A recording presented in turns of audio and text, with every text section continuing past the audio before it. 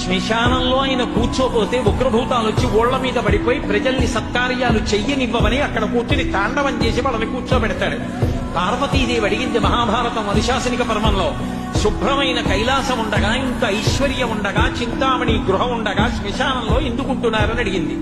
అడిగితే ఆయన చెప్పాడు, పార్వతి బతికున్న నాళ్లు అన్ని చోట్లకి వెడతారు, ఏమీ తోచట్లేదు, శ్మశానానికి వెళ్ళొద్దామని ఎవరు రారు పార్వతి.